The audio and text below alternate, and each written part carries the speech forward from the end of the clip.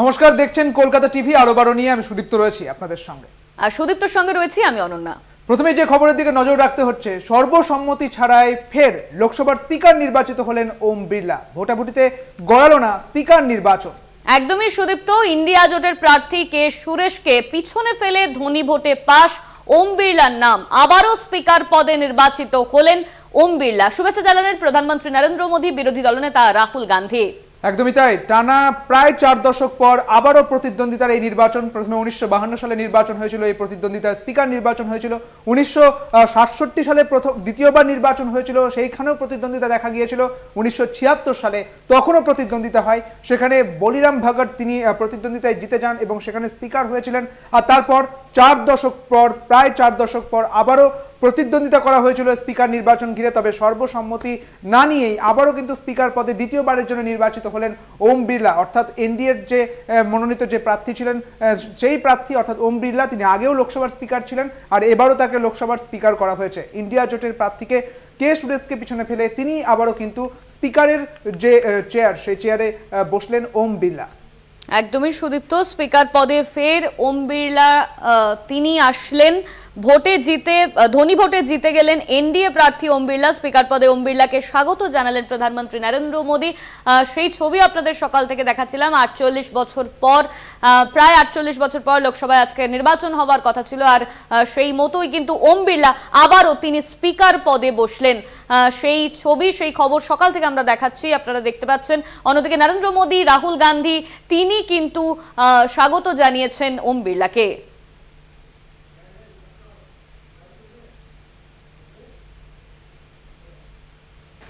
I now put the motion moved by Sri Narendra Modi and seconded by Sri Rajnath Singh to the vote of the House. The question is that Sri Om Birla, a member of this House, be chosen as the Speaker of this House. Those in favor may say aye. Aye. Those against may say no. No. I think the ayes have it. The ayes have it.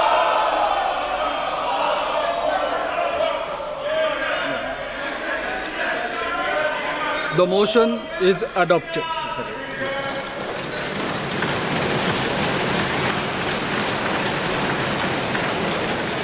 Sri Om Birla is declared elected as the Speaker of this House. Since the first motion moved by Sri Narendra Modi has been adopted, the motions moved thereafter have become infructuous. I invite Sri Om Birla to occupy the chair. ফের Lok Sabha speaker পদে নির্বাচিত হলেন ওম বিড়লা। এ নিয়ে দ্বিতীয়বার speaker পদে বসবেন তিনি। বুধবার অষ্টাদশ লোকসভার ভোটাভুটিতে জয়ী হলেন এনডিএ প্রার্থী ওম বিড়লা। ধ্বনি ভোটে কে সুরেশকে পিছনে ফেলে স্পিকার পদে নির্বাচিত হন তিনি। প্রধানমন্ত্রী নরেন্দ্র মোদী, রাহুল গান্ধী, কিরণ রিজিজু তারা স্বাগত জানিয়েছেন ওম বিড়লাকে। একদমই তাই, যখন এনডিএ জোটের প্রার্থী করা হয়েছিল ওম বিড়লাকে এবং তাদের স্পিকারের জন্য যখন রাজনাথ সিং এর পক্ষ থেকে বিরোধীদের সঙ্গে কথা বলা হয়েছিল, তখন বিরোধীরা দাবি করেছিলেন, অর্থাৎ ইন্ডিয়া জোট তারা দাবি করেছিলেন যে ডেপুটি স্পিকারের পদ তারা চান। যদি তারা ডেপুটি স্পিকারের পদটা পেয়ে যান তাহলে তাদের এই এনডিএ পদপ্রার্থী এই স্পিকার পদে ওম বিড়লাকে তারা সমর্থন জানাবেন। কিন্তু সেই অনুযায়ী অর্থাৎ ডেপুটি স্পিকারের পদ নিয়ে কোনো রকম আলোচনা সম্ভব হয়নি। কাজেই আবারও প্রতিদ্বন্দ্বিতার কথা উঠে আসে, যেটা 1952 সালে দেখা গিয়েছিল, 1967 সালে দেখা গিয়েছিল, 1976 সালে দেখা গিয়েছিল। ঠিক একইভাবেই আবারও প্রায় 4 দশক পর আবারও দেখা গিয়েছিল এই প্রতিদ্বন্দ্বিতা, অর্থাৎ এই স্পিকার পদ নিয়ে যে প্রতিদ্বন্দ্বিতা, সেই ছবি কিন্তু উঠে এসেছিল। কাজেই আবারও যখন দেখা গেল যে কাল যখন প্রতিদ্বন্দ্বিতার কথা উঠে আসে, ঠিক আবারও ওম বিড়লাই কিন্তু সর্বসম্মতি ছাড়াই স্পিকার পদ গ্রহণ করলেন।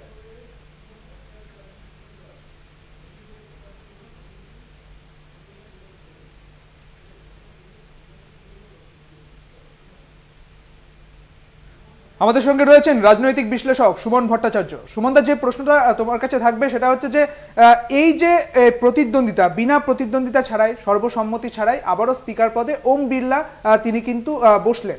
সেক্ষেত্রে যেটা জানা যাচ্ছে যে পরপর 3বার কিন্তু এই প্রতিদ্বন্দ্বিতা চলেছে এবং যেটা সবচেয়ে উল্লেখযোগ্য, এনডিএর কাছে যে আসন সংখ্যা রয়েছে, ইন্ডিয়ার কাছে তা কিন্তু আসন সংখ্যা ছিল না। কাজেই এই যে সর্বসম্মতি ছাড়াই তিনি যে বসতে পারবেন, তা আগে থেকেই বোঝা যাচ্ছিল। সেক্ষেত্রে ইন্ডিয়া জোটের ক্ষেত্রে কি তাদের আত্মপ্রত্যয় একেবারে বলা যেতে পারে? কিভাবে দেখছো? এটা হচ্ছে এমন একটা বিষয় যে সংসদীয় গণতন্ত্রে বিরোধীদের কাজ হচ্ছে সবসময় তাদের উপস্থিতি জানান দেওয়া। যে ব্রিটিশ মডেল থেকে এই ওয়েস্টমিনিস্টার বা পার্লামেন্টারি মডেলটা তৈরি হয়েছে, সেখানে পরিষ্কারই বলা হয় যে সংসদ হচ্ছে বিরোধীদের বলার জায়গা। কিন্তু নরেন্দ্র মোদীর জমানায় গত 10 বছরে সেই বিরোধীদের কণ্ঠস্বর পার্লামেন্টে প্রায় শোনা যেত না। দেখুন, ওম বিড়লা জিতে ফিরলেন, কিন্তু ফেরার পর তাকে পার্লামেন্টে প্রথম দিন দাঁড়িয়ে অখিলেশ যাদবের খোঁচা সহ্য করতে হলো যে তিনি যেন মনে রাখেন যে তিনি শুধু সরকার পক্ষের স্পিকার নন, তিনি বিরোধীদেরও স্পিকার। সুদীপ বন্দ্যোপাধ্যায় তৃণমূলের সংসদীয় দলের নেতা, তিনি মনে করিয়ে দিলেন যে কিভাবে একসঙ্গে প্রায় 140 জন বিরোধী সাংসদকে সাসপেন্ড করা হয়েছিল এবং সেটা কখনো গণতন্ত্রের জন্য কাম্য নয়। অর্থাৎ এই যে বিরোধীদের যে খোঁচাগুলো বা বিরোধীদের যে সংখ্যায় বিরোধীরা এবার অনেক বেশি, সেটা প্রথম দিন থেকে ওম বিড়লাকে মনে রাখতে হবে। দেখুন, নরেন্দ্র মোদী বা অমিত শাহর তরফে দেখানোর চেষ্টা করা হবে যে যা যথাপূর্বম তেমনই চলছে। অর্থাৎ অমিত শাহ স্বরাষ্ট্রমন্ত্রী আছেন, ওম বিড়লা স্পিকার আছেন, কই নরেন্দ্র মোদীর তো কোনো অসুবিধে হচ্ছে না। অসুবিধে যে হচ্ছে, এই যে একটা ধনী ভোট হলো, তাকে একটা প্রতিদ্বন্দ্বিতার মধ্যে পড়তে হলো। প্রথম দিনই তাকে অখিলেশ যাদব, সুদীপ বন্দ্যোপাধ্যায়দের খোঁচা হজম করতে হলো এবং তাকে হাত মেলাতে হলো রাহুল গান্ধীর সঙ্গে, যার সাংসদ পদ তিনি কোনো ধরনের বিবেচনা ছাড়াই খারিজ করে দিয়েছিলেন।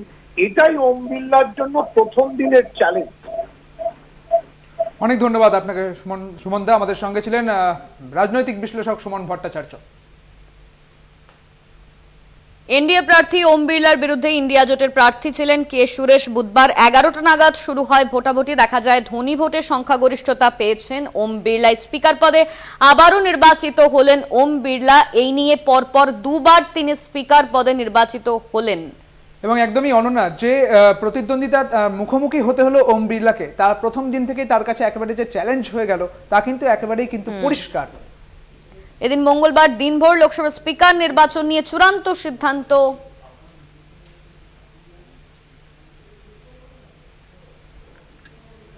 এবং এই চূড়ান্ত সিদ্ধান্তের পরেই কিন্তু ওম বিড়লাই স্পিকার পদে নির্বাচিত হলেন এবং স্পিকার পদে বসলেন ওম বিড়লা দ্বিতীয়বারের জন্য।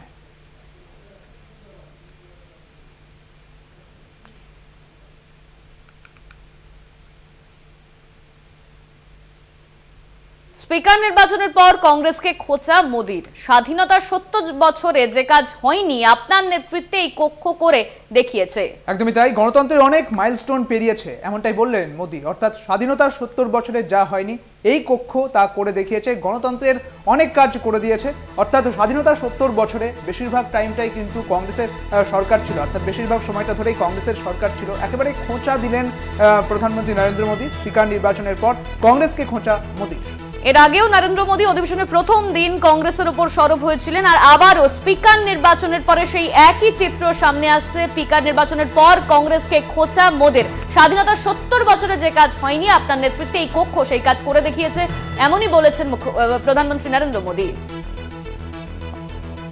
আমাদের সঙ্গে রয়েছেন আমাদের প্রতিনিধি জয়ন্ত চৌধুরী। জয়ন্তদা, একেবারে প্রথম দিন থেকে 24শে জুন যখন এই নিম্নকক্ষের অধিবেশন শুরু হলো, ঠিক প্রথম দিন থেকে কিন্তু নরেন্দ্র মোদী তার যে খোঁচা দেওয়ার যে প্রবণতা, সেই প্রবণতা কিন্তু চলছিল। অর্থাৎ বিরোধীদের তিনি আক্রমণ করছিলেন, আর আজও দেখা গেল সেই একইভাবে আক্রমণ করতে। তিনি বললেন স্বাধীনতার 70 বছরে যে কাজ হয়নি তা এবার করে দেখিয়েছে। কি বলবে বিষয়টি? হ্যাঁ, সেটা হচ্ছে যে উনি একগুচ্ছ বিলের কথা বললেন, যে বিলগুলো পাস হয়েছে 17 লোকসভাতে। সেই ক্ষেত্রে তাকে ধন্যবাদ জানাতে গিয়ে প্রধানমন্ত্রী তার প্রারম্ভিক যে ভাষণ, সেই ভাষণে তিনি বললেন যে 70 বছরে যা হয়নি তা গত 5 বছরে, অর্থাৎ তার যে প্রথম দফায় তিনি যখন স্পিকার ছিলেন সেই সময় সেই বিলগুলো পাস হয়েছে, আইন হয়েছে। তার মধ্যে অন্যতম হচ্ছে 370 কাশ্মীরের কথা বললেন ন্যায় সংহিতা পাশের কথা বললেন।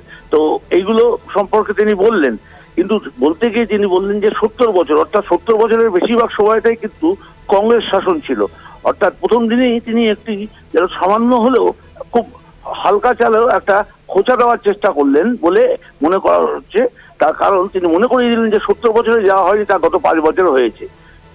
এই একটা বিষয় তার কথার মধ্যে রয়েছে। কিন্তু পাশাপাশি এটাও ঠিক যে সুদীপ বন্দ্যোপাধ্যায়ও কিন্তু একটা জিনিস মনে করিয়ে দিয়েছেন যে 70 বছরে হয়েছে কি হয়নি তার থেকেও বড় কথা গত 5 বছরে যে এতগুলো বিল পাস হয়েছে এটা যেমন গুরুত্বপূর্ণ, তেমনি বিলগুলো বিনা আলোচনায় পাস হয়েছে। অর্থাৎ বিলগুলো ইন্ট্রোডাকশন বিলগুলো পেশ করা হয়েছে, পেশ করার পর আলোচনা হয়নি। এবং আমরা সব থেকে বড় কথা সেটা যে ন্যায় সংহিতা যে 3টি বিল খুব স্পর্শকাতর বিষয়, আমাদের ভারতীয় দণ্ডবিধি যা ছিল সেটাকে বদলে সেটাকে ন্যায় সংহিতা বিল নতুন আকারে আনা হয়েছে।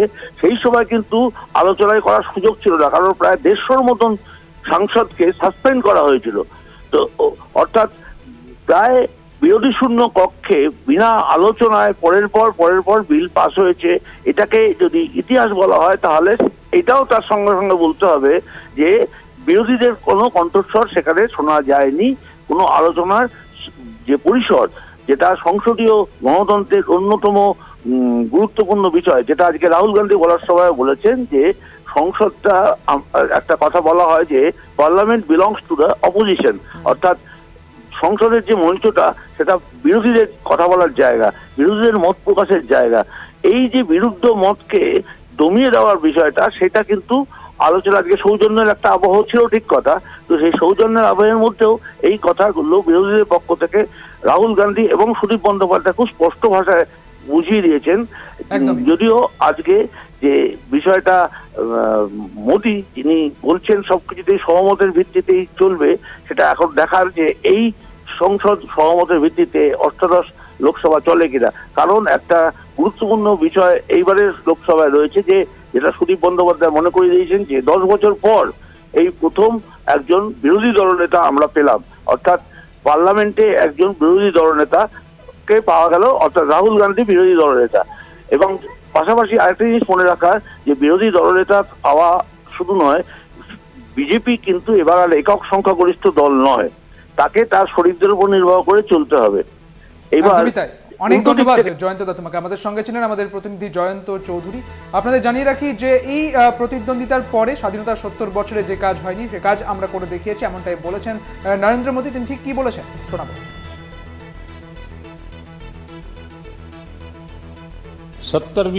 17वीं लोकसभा में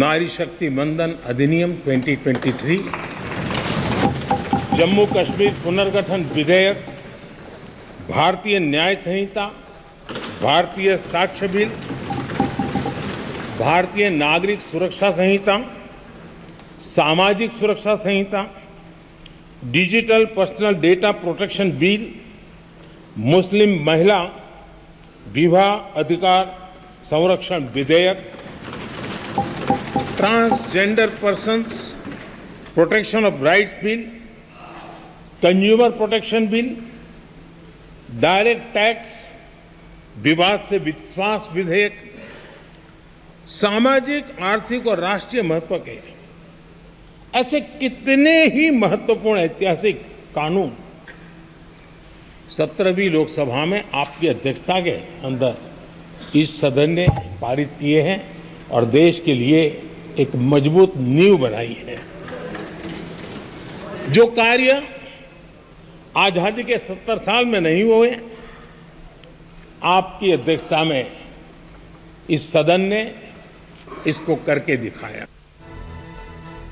অর্থাৎ অনন্যা, প্রধানমন্ত্রী নরেন্দ্র মোদী যখন স্পিকার নির্বাচন হয়ে গেল, স্পিকারের পদে বসলেন ওম বিড়লা দ্বিতীয়বারের জন্য, ঠিক তখন কংগ্রেসকে খোঁচা দিলেন। তিনি বললেন যে স্বাধীনতার 70 বছর পর, অর্থাৎ 70 বছরে যা কিছু হয়নি 70 বছর পর নিম্নকক্ষ তাঁর নেতৃত্বে অর্থাৎ ওম বিড়লার নেতৃত্বে করে দেখিয়েছে। একদমই। আর অধিবেশনের প্রথম দিন থেকেই দেখা গিয়েছিল যে প্রধানমন্ত্রী নরেন্দ্র মোদী তিনি বারংবার কংগ্রেসকে খোঁচা দিয়েছে, কখনো জরুরি অবস্থা নিয়ে খোঁচা দিয়েছেন। আর আজকেও স্পিকার নির্বাচনের দিন সেখানেও কিন্তু একই ছবি স্পষ্ট। আর এই কংগ্রেসকে খোঁচা দেওয়া নিয়ে এর আগে মল্লিকার্জুন খার্গে তিনি পোস্ট করেছিলেন। আর এরপর আবারও আজকে যে চিত্র দেখা যাচ্ছে যে আজকেও কিন্তু নরেন্দ্র মোদী তিনি কংগ্রেসকে আক্রমণ করলেন। কিন্তু এই গণতন্ত্রের মাইলস্টোনের কথা বলা হচ্ছে, যে গণতন্ত্রের মাইলস্টোন পেরিয়ে যাওয়ার কথা বলা হচ্ছে, সেখানেও কিন্তু উল্লেখযোগ্য যে গতবারের যে লোকসভা, সেই লোকসভাতে কিন্তু 146 জন সাংসদকে বের করে দেওয়া হয়েছিল। তারপরে একের পর এক বিল বিনা প্রতিদ্বন্দ্বিতায় পাশ হয়ে যায়, আইনে পরিণত হয়। এবং তারপরেও যদি এটি স্বাধীনতার 70 বছর পর গণতন্ত্রের জয় এবং স্বাধীনতার 70 বছর পর যে বিল পাশ হওয়ার কথা বলা হচ্ছে, যা করে দেখানোর কথা বলা হচ্ছে, তা নিয়ে কিন্তু প্রশ্ন উঠছেই অনন্যা।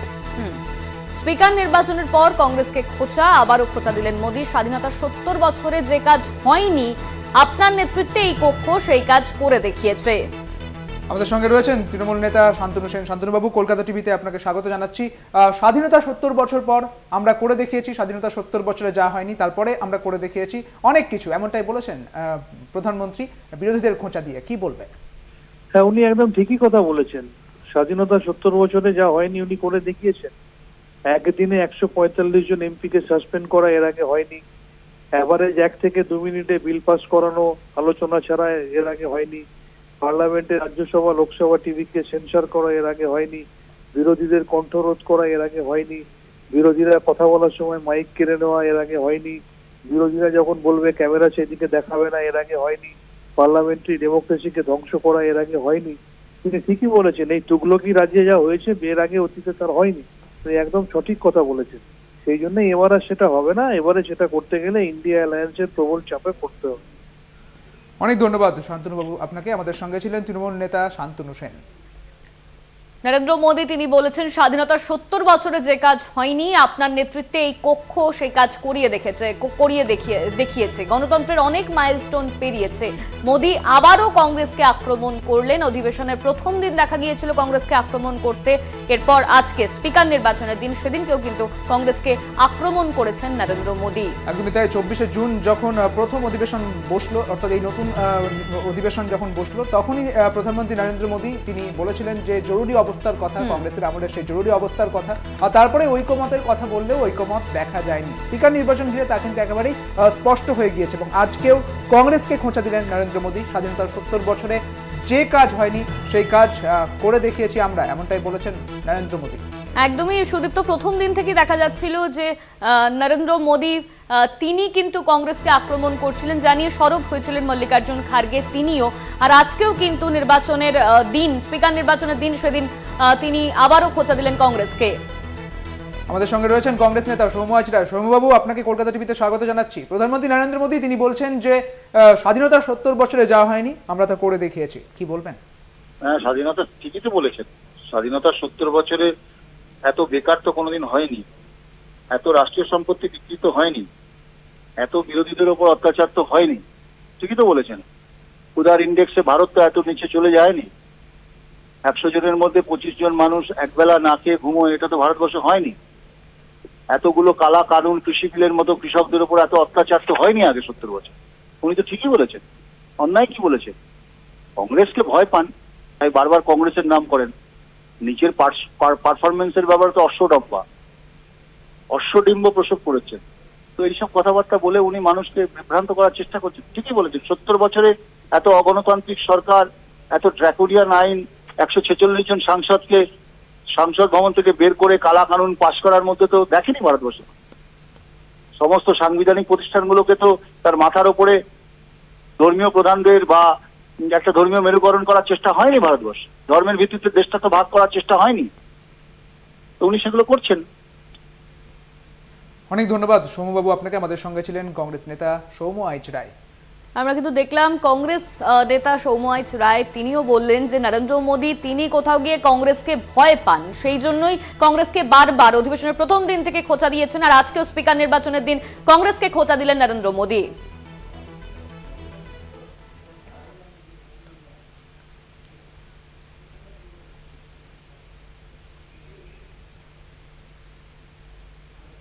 স্পিকারের কাছে আবেদন বিরোধী দলনেতার। সরকারের রাজনৈতিক ক্ষমতা আছে, বিরোধী পক্ষেরও দেশবাসীর কথা বলার অধিকার আছে। এবার বিরোধীরা দেশের শক্তিশালী কণ্ঠস্বর, বিরোধীদের যেন সুযোগ দেওয়া হয়, অর্থাৎ বিরোধীদের যেন এবারে সুযোগ দেওয়া হয় বলার জন্য ওম বিড়লাকে মনে করালেন Rahul Gandhi. The government has political power, but the opposition also represents the voice of India's people.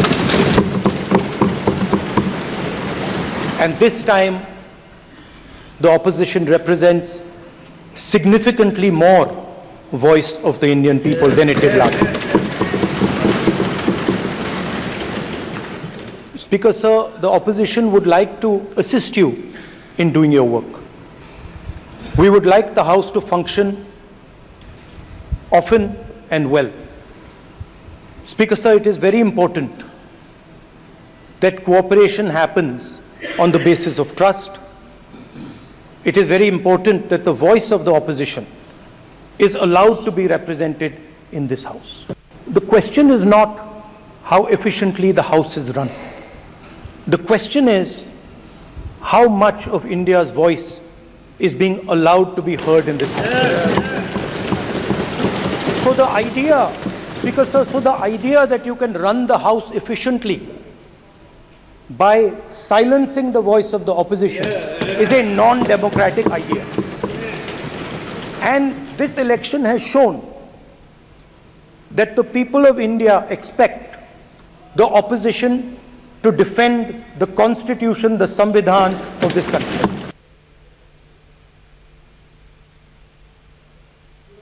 আরো অনেক গুরুত্বপূর্ণ খবর রয়েছে, এখন একটা সময় বিরতির। সঙ্গে থাকুন। আরো বড় নিয়ে ফিরে এলাম বিরতির পর। কেজরিওয়ালের গ্রেপ্তারি বিতর্কে নাটকীয় মোড়। সুপ্রিম কোর্ট থেকে মামলার প্রত্যাহার, কেজরিওয়ালের আনুষ্ঠানিকভাবে তাকে গ্রেপ্তার করলো সিবিআই।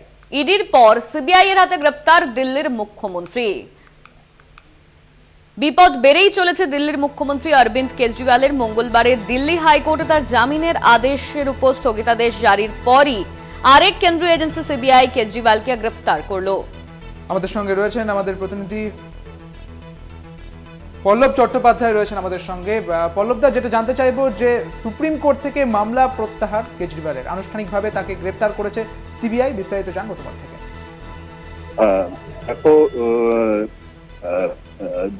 বিষয়টা হচ্ছে রাউস অ্যাভিনিউ আদালত কেজরিওয়ালকে জামিন দেয়।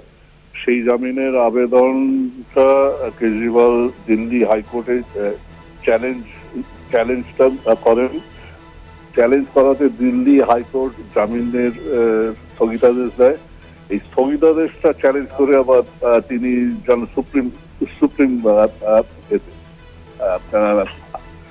সুপ্রিম কোর্টে, কিন্তু এই মামলাটা বিচারাধীন থাকা অবস্থায় গতকাল দিল্লি হাইকোর্ট তার চূড়ান্ত রায়তে জামিনটা বাতিল দিয়েছে। এই বাতিল করার ফলেতে সুপ্রিম কোর্টে করা আবেদনটা মূল্যহীন। এই কারণেই কিন্তু আজকে কেজরিওয়ালের তরফে আবেদনটা তুলে নেওয়া হয়েছে। একই সঙ্গে তিনি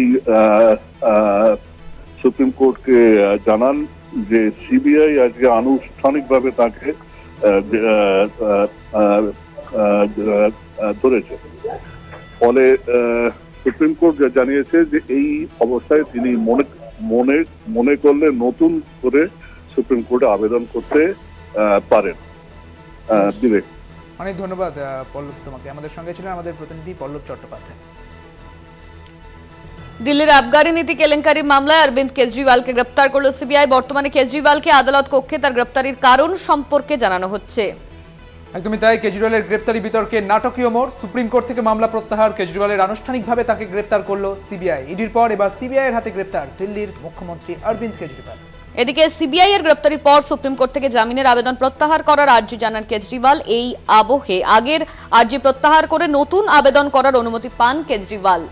কেজরিওয়ালের গ্রেপ্তারি নিয়ে নাটকীয় মোড়। সুপ্রিম কোর্ট থেকে মামলা প্রত্যাহার কেজরিওয়ালের, আনুষ্ঠানিকভাবে তাকে গ্রেপ্তার করলো সিবিআই।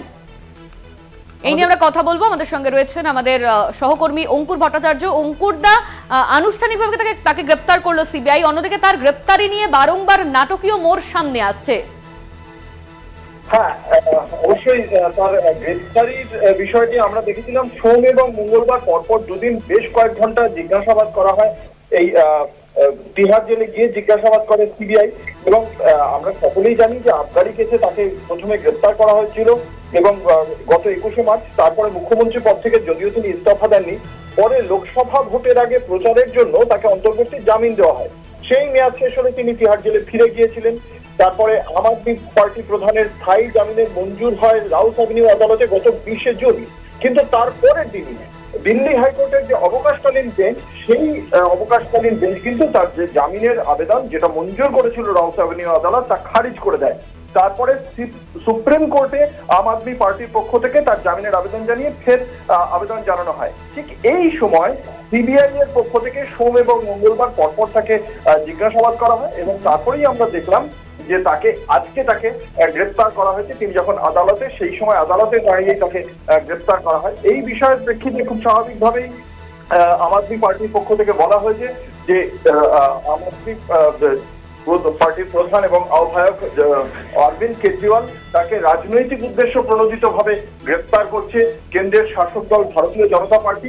কারণ তার বিরুদ্ধে কোনো অভিযোগ সুনির্দিষ্টভাবে প্রমাণিত না হওয়ার পরে দিল্লির কোর্ট তাকে জামিনের আবেদন তার মঞ্জুর করার পরেও তাকে গ্রেপ্তার করা হচ্ছে। এর পেছনে রাজনীতি ছাড়া অন্য কোনো কারণ নেই এবং সেই কারণেই সুপ্রিম কোর্টে তারা আবারও আবেদন করবেন। এখনো পর্যন্ত সেই গ্রেপ্তারির বিষয়ে যেটা বলা হচ্ছে যে সিবিআই তাকে আদালতে গ্রেপ্তার করেছে, কিন্তু সেই বিষয়টি নিয়ে অবশ্যই একটা চর্চা চলছে। হ্যাঁ অঙ্কুরদা, ধন্যবাদ তোমায়। আমাদের সঙ্গে ছিলেন আমাদের সহকর্মী অঙ্কুর ভট্টাচার্য।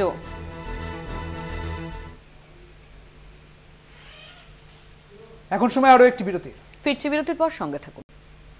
আর সুদীপ্ত, এবার যে খবরের দিকে নজর রাখছি, নন্দীগ্রামের টাকাপাড়ায় বিস্ফোরণ মামলা, বিজেপি পরিচিত পঞ্চায়েত প্রধানকে মিথ্যে মামলায় ফাঁসানোর অভিযোগ সামনে আসছে এবং উপপ্রধানকেও ফাঁসানোর অভিযোগ সামনে আসছে। মামলা দায়েরের অনুমতি বিচারপতি অমৃতা সিনহার। সোমবার মামলার শুনানির সম্ভাবনা রয়েছে। অর্থাৎ বিজেপি পরিচালিত যে পার্টি অফিস রয়েছে সেই পার্টি অফিসকে ঘিরে এই অভিযোগ এবং উপপ্রধানকে ফাঁসানোর অভিযোগ উঠছে, অন্যদিকে মিথ্যে মামলায় ফাঁসানোর অভিযোগ উঠছে উপপ্রধান সহপ্রধানকেও। মামলা দায়েরের অনুমতি বিচারপতি অমৃতা সিনহার। সোমবার মামলার শুনানির সম্ভাবনা রয়েছে। নন্দীপাড়ার টাকাপাড়ার ঘটনা, সেখানে পঞ্চায়েত প্রধানকে মিথ্যে মামলায় ফাঁসানোর অভিযোগ সামনে এসেছে।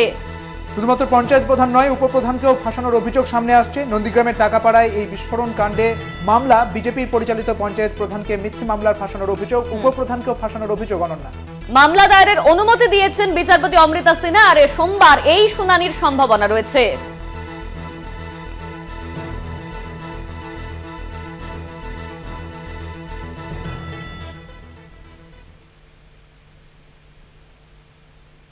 অনন্যা, এবার যে খবরের দিকে নজর রাখবো, রেল লাইনের পাশ থেকে বিজেপি নেতার দেহ উদ্ধার। পূর্ব বর্ধমানের হীরাগাছির ঘটনা। মৃত বিজেপি নেতা সুভাষ দত্ত হীরাগাছির বাসিন্দা। তিনি ট্রেনের ধাক্কায় মৃত্যু বলে অনুমান করছে মৃতের পরিবার।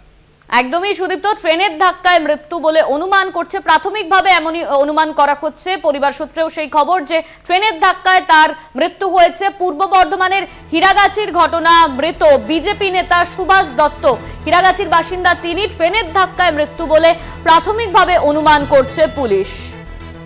এই নিয়ে আমরা কথা বলবো। আমাদের সঙ্গে রয়েছেন আমাদের প্রতিনিধি চন্দন সেনগুপ্ত। চন্দন, রেল লাইনের পাশ থেকে বিজেপি নেতার দেহ উদ্ধার, প্রাথমিকভাবে অনুমান করা হচ্ছে রেল লাইনে তিনি কাটা পড়েছিলেন। পরিবার সূত্রে কি জানাচ্ছে, পুলিশের তরফে কি জানানো হচ্ছে? অন্য প্রথমেই বলে রাখি, বর্ধমানে হীরাগাছিতে এই ঘটনা ঘটেছে গতকাল রাত্রি 12টা নাগাদ। যেটা জানা যাচ্ছে, বাড়ি থেকে ব্যক্তিগত কাজে তিনি বেরিয়েছিলেন রাত্রির বেলায়। তারপরে কিন্তু বাড়িতে খবর আসে রাত্রির 1টা নাগাদ। পরিবার জানতে পারে যে হীরাগাছি যে 47C রেল গেট রয়েছে তার কাছে তার মৃতদেহ পড়ে রয়েছে। এরপরেই জিআরপি এবং আরপিএফ যায় এবং মৃতদেহ উদ্ধার করে নিয়ে আসে ময়না তদন্তের জন্য।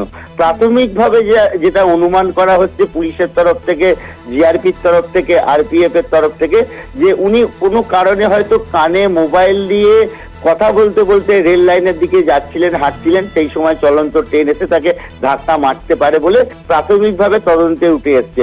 তবে পরিবার যেটা জানাচ্ছেন যে তিনি ব্যক্তিগত কাজে গিয়ে এইভাবে, বাড়িতে কোনো অশান্তি নেই, এইভাবে কিভাবে মৃত্যু ঘটলো সেটাও কিন্তু খতিয়ে দেখা হচ্ছে পুলিশের তরফ থেকে। অনন্যা, ধন্যবাদ তোমায় চন্দন। আমাদের সঙ্গে ছিলেন আমাদের প্রতিনিধি চন্দন সেনগুপ্ত। জানা যাচ্ছে যে ব্যক্তিগত কারণে তিনি রাত্রিবেলা বাড়ি থেকে বেরিয়েছিলেন এবং ট্রেন লাইনের পাশ দিয়ে বিজেপি নেতা তিনি হেঁটে যাচ্ছিলেন মোবাইলে কথা বলতে বলতে, আর সেই কারণেই পিছন থেকে ট্রেন এসে তার ধাক্কা মারতে পারে, এরকমভাবে প্রাথমিকভাবে অনুমান করা হচ্ছে। তবে ঠিক কি বিষয় ঘটলো, কেন তার এই মৃত্যু, সেই নিয়ে কিন্তু জলঘোলা রয়েছে। ইতিমধ্যেই পুলিশ আধিকারিকরা তারা তদন্ত শুরু করেছে এই ঘটনাকে ঘিরে।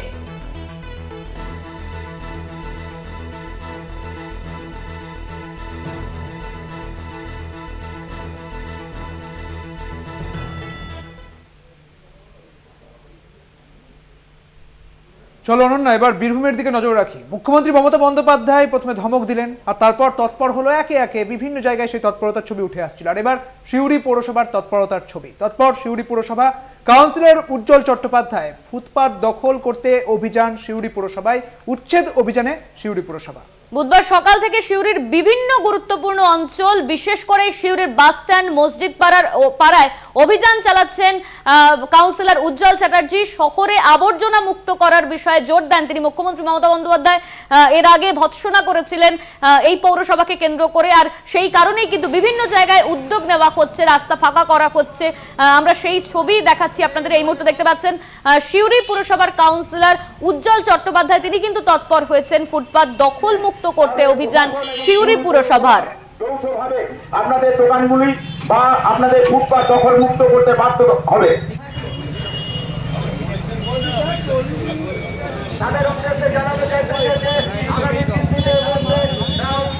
এই মুহূর্তে আমাদের সঙ্গে রয়েছেন আমাদের প্রতিনিধি ঋতভাস চট্টোপাধ্যায়। ঋতভাস, সিউড়ি পুরসভার কাউন্সিলর তিনি উদ্যোগ নিয়ে রাস্তা ফাঁকা করছেন। মুখ্যমন্ত্রী মমতা বন্দ্যোপাধ্যায় তিনি ভৎসনা করেছিলেন যে রাস্তায় জায়গা নেই, সেই নিয়ে সমস্ত কিছু খালি করার তৎপরতা দেখা যাচ্ছে সকাল থেকে। ঠিক কি জানা যাচ্ছে এই মুহূর্তে? হ্যাঁ, একদমই। দেখো, দিন কয়েক আগেই কিন্তু নবান্নের যে পৌর বৈঠক, সেখান থেকে কার্যত বেশ কিছু বিষয় নিয়ে উদ্বেগ প্রকাশ করেছিলেন মুখ্যমন্ত্রী। মূলত অপরিচ্ছন্নতা এবং এই যে জবরদখল করে দোকানপাট বানানো, রাস্তা জবরদখল বা ফুটপাত জবরদখল করে দোকানপাট বানানো, এছাড়াও পানীয় জল, পথবাতি, এই সমস্ত বিষয় নিয়ে কিন্তু কার্যত উদ্বেগ প্রকাশ করেছিলেন মুখ্যমন্ত্রী মমতা বন্দ্যোপাধ্যায়। আর তারপরেই কিন্তু কার্যত দেখা গেল যে সিউড়ি পৌরসভার তৎপরতা। আজ বুধবার সকাল থেকে দেখা গেল যে সিউড়ি পৌরসভা এলাকার যে সমস্ত মসজিদ মোড় বা তিন বাজার বা চৌরাস্তা মোড় বা টিকাপাড়া, এই সমস্ত এলাকাগুলিতে কিন্তু পৌরপিতা জেসিবি নিয়ে গেলেন এবং জেসিবি নিয়ে গিয়ে রাস্তার ওপরে বা ফুটপাতের ওপরে যে সমস্ত দোকানদাররা অবৈধভাবে জবরদখল করে দোকান গড়ে তুলেছেন সেগুলিকে কিন্তু ভেঙে দিলেন।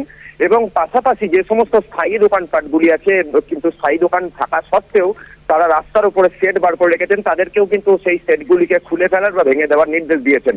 যদি সেই নির্দেশ না মানা হয় তাহলে কিন্তু পৌরপিতা উজ্জ্বল চট্টোপাধ্যায় তিনি হুঁশিয়ারি দিয়েছেন যে তাদের বিরুদ্ধে কিন্তু যথাযথ ব্যবস্থা নেওয়া হবে।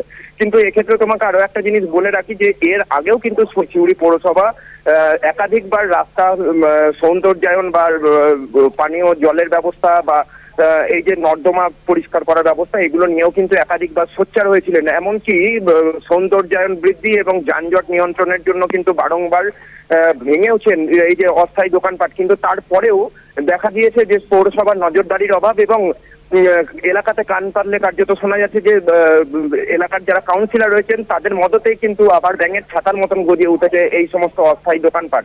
কিন্তু তারপরেও কিন্তু কোনো হেলদোল ছিল না পৌরসভার। কিন্তু মুখ্যমন্ত্রীর যে একদমই ঋতবাস, মুখ্যমন্ত্রীর নির্দেশের পরই তৎপর পুরসভার কাউন্সিলর উজ্জ্বল।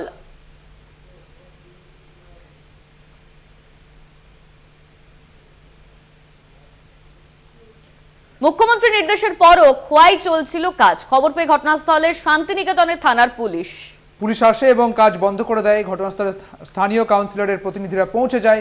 আপনাদের জানিয়ে রাখি, খোয়াইয়ের যেহেতু মুখ্যমন্ত্রী মমতা বন্দ্যোপাধ্যায় প্রথমে ধমক দিয়েছিলেন, তারপরেই যে বিভিন্ন দোকানপাট রয়েছে, অর্থাৎ রাস্তা অধিগ্রহণ করে যে সমস্ত দোকানপাট রয়েছে সেগুলো উঠিয়ে দেওয়ার কথা বলা হয়েছিল। আর তারপরে স্থানীয় কাউন্সিলর তিনি পৌঁছে যায়। স্থানীয় কাউন্সিলর যারা প্রতিনিধি রয়েছেন তারাও পৌঁছে গিয়েছিলেন। এবং এই মুহূর্তে যে খবর উঠে আসছে, খোয়াইয়ে কিন্তু কাজ চলছিল, অর্থাৎ খোয়াইয়ে এই মুখ্যমন্ত্রীর নির্দেশের পরও যে দোকানপাটগুলি রয়েছে সেই খোয়াইয়ে কিন্তু কোনো রকমভাবে দোকানপাট ওঠানোর ব্যবস্থা চলছিল না। এই খবর পেয়ে ঘটনাস্থলে পৌঁছে যায় শান্তিনিকেতন থানার পুলিশ এবং পুলিশ এসে কাজ বন্ধ করে। ঘটনাস্থলে স্থানীয় কাউন্সিলরের প্রতিনিধিরা পৌঁছে যায়। একদমই সুদীপ্ত, তুমি ঠিক যেমনটা বললে, বিভিন্ন জায়গায় দেখা যাচ্ছে মুখ্যমন্ত্রীর নির্দেশের পর কাজ চলছে। কিছুক্ষণ আগে সিউড়ির ছবি দেখালাম, আর এই মুহূর্তে আপনারা খোয়াইয়ের ছবি দেখতে পাচ্ছেন। সেখানেও কিন্তু তৎপর পুরসভার আধিকারিকরা, ঘটনাস্থলে স্থানীয় কাউন্সিলর প্রতিনিধিরা রয়েছে। এই নিয়ে আমরা কথা বলবো। আমাদের সঙ্গে রয়েছেন আমাদের প্রতিনিধি মনা বীরবংশী। মনা, খোয়াইয়ের যে ছবি সেখানেও কিন্তু মুখ্যমন্ত্রীর এই তৎপরতার পর কাউন্সিলররা তারা রাস্তায় নেমে কাজ করছেন। এই মুহূর্তে কি আপডেট রয়েছে তোমার কাছে?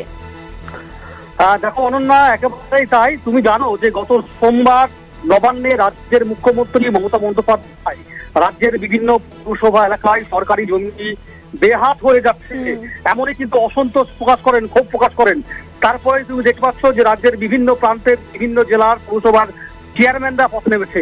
এবার দেখো শান্তিনিকেতনে অন্য ছবি, তার কারণ তুমি জানো যে রাজ্যের মুখ্যমন্ত্রী মমতা বন্দ্যোপাধ্যায়ের অত্যন্ত প্রিয় ভালোবাসার জায়গা হচ্ছে শান্তিনিকেতন, রবি ঠাকুরের কর্মভূমি। সেই শান্তিনিকেতনে একেবারেই অমর্ত্য সেনের বাড়ি থেকে কিছুটা অদূরে বলা যেতে পারে বল্লভপুর অভয়ারণ্য। ঠিক সেখানেই খোয়াইয়ের যে অঞ্চল, খোয়ার যে জমি, সেই জমি চরিত্র বদল করাচ্ছিল কিছু অসাধু চক্র, সেখানকার জমি মাফিয়ারা। সকাল থেকে জেসিবি মেশিন দিয়ে সেই খোয়াই অঞ্চল ধ্বংস করে তারা খোয়াইয়ের যে অনুর্বর জমি সেটা সমতল করছিল। এবং দেখো, এই খবর পেতেই কার্যত সেখানে স্থানীয় পুর প্রতিনিধিরা সেখানে ঘটনাস্থলে যায় শান্তিনিকেতন থানার পুলিশ, এবং তড়িঘড়ি কিন্তু কাজ সেখানে বন্ধ করে দিয়েছে। কিন্তু দেখো, এই কাজ বন্ধ করে দিলেও এখন এই মুহূর্তে দাঁড়িয়ে বেশ কিছু প্রশ্ন কিন্তু আসছে। তার কারণ হচ্ছে স্পেসিফিক একটি মামলার প্রেক্ষিতে দেশের সর্বোচ্চ আদালত সুপ্রিম কোর্টের নির্দেশ রয়েছে বীরভূমের বোলপুর পৌরসভা এবং মুখ্যমন্ত্রীর নির্দেশে খোয়াইয়ে কাজ চলছিল, কিন্তু ইতিমধ্যেই পুলিশ এসে সেই কাজ বন্ধ করে দেয়।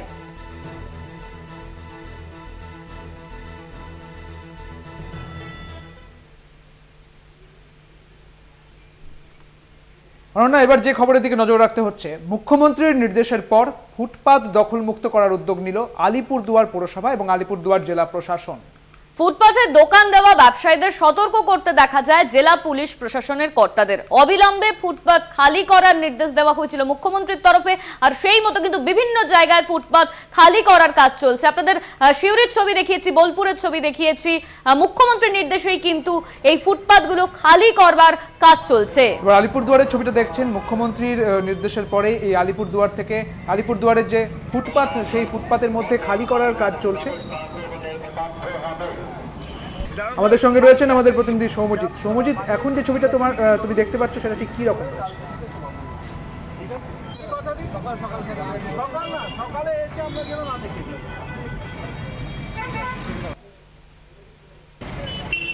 সৌমজিৎ, শোনা যাচ্ছে? হ্যাঁ, হ্যালো। হ্যাঁ সৌমজিৎ, মুখ্যমন্ত্রীর নির্দেশের পর তৎপর হয়েছে প্রশাসন। আলিপুরদুয়ারের ছবিটা ঠিক কি রকম রয়েছে? দেখো, আলিপুরের যিনি জেলাশাসক, জেলা পুলিশ সুপার দুজনে কিন্তু বৈঠক করেছে। 23টি জবরদখল যেগুলো জমি রয়েছে সেটি শনাক্ত করা হয়েছে। সেটা কিন্তু ইতিমধ্যেই কিন্তু জবরদখল মুক্ত করার প্রয়াস তারা চালাবেন। এছাড়াও তারা যেটা জানিয়েছেন যে গুগল ম্যাপ এবং গুগল যেটা স্যাটেলাইট ইমেজ, সেই মাধ্যমেও কিন্তু তারা দেখবেন যে কোথাও জমি, সরকারি জমি জবরদখল রয়েছে কিনা। এছাড়াও যেগুলো চা বলয়, আলিপুরদুয়ার জেলার যে ব্লক মহকুমা রয়েছে সেখানেও কিন্তু ড্রোনের মাধ্যমে তারা সার্ভে করে দেখার চেষ্টা করবেন যে কোনো সরকারি জমি জবরদখল রয়েছে কিনা। থাকলে কিন্তু তারা তৎক্ষণাৎ তার বিরুদ্ধে ব্যবস্থা নেবেন এবং তার জবরদখল মুক্ত করার চেষ্টা করবেন বলে জানিয়েছেন। একদমই, অনেক ধন্যবাদ সৌমদীপ, তোমাকে আমাদের সঙ্গে ছিলেন আমাদের প্রতিনিধি সৌমদীপ সেন, আলিপুরদুয়ার থেকে ছিলেন সৌমদীপ।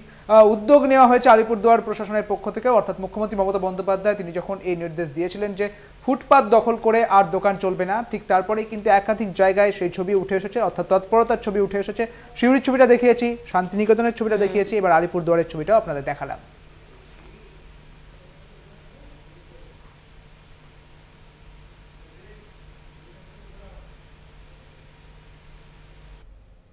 আর এখন সময় আরো একটি বিরতির। ফিরছি বিরতির পর, সঙ্গে থাকুন। আজ উপনির্বাচনে জয়ী 2 তৃণমূল প্রার্থীর শপথ হবে। বরানগর ও ভগবানগোলার জয়ী প্রার্থীর শপথে জটিলতা এখনো পর্যন্ত অব্যাহত। একদমই তাই, রাজভবনের শপথে অনড় ছিলেন রাজ্যপাল এবং বিধানসভাতেই শপথ নিতে চাইছিলেন সায়ন্তিকা অর্থাৎ রেয়াত হোসেন।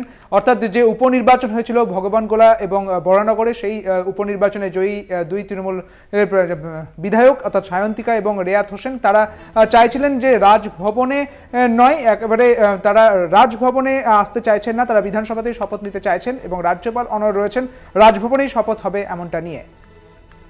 একদমই সুদীপ্ত, তুমি ঠিক যেমনটা বললে, বেলা 12টা থেকে বিকেল 4টে পর্যন্ত বিধানসভাতেই থাকবেন রেয়াত হোসেন এবং শান্তিকা বন্দ্যোপাধ্যায়। রাজ্যপাল একেবারে অনড় রয়েছেন। রাজ্যপাল তিনি বলছেন রাজভবনে শপথ নিতে হবে, যদিও এই শপথ নিয়ে টালবাহানা কিন্তু শুরু থেকেই চলতে থাকে। রাজভবনে শপথ নেওয়ার কথা রাজ্যপাল বলতে থাকেন এবং তারা চান যে এই বিধানসভাতেই শপথ নিতে হবে। এবং আজ উপনির্বাচনের জয়ী 2 তৃণমূল প্রার্থীর কি আজ শপথ হবে, তাই কিন্তু এখনো প্রশ্নের মুখে। আজ উপনির্বাচনে জয়ী 2 তৃণমূল প্রার্থীর শপথ হবে, এই শপথ গ্রহণ নিয়ে কিন্তু টালবাহনা এখনো পর্যন্ত অব্যাহত। বরানগর ও ভগবানগোলা জয়ী প্রার্থীর শপথের জটিলতা এখনো পর্যন্ত চলছে। রাজভবনের শপথে অনড় রাজ্যপাল, বিধানসভাতেই শপথ নিতে চান তারা।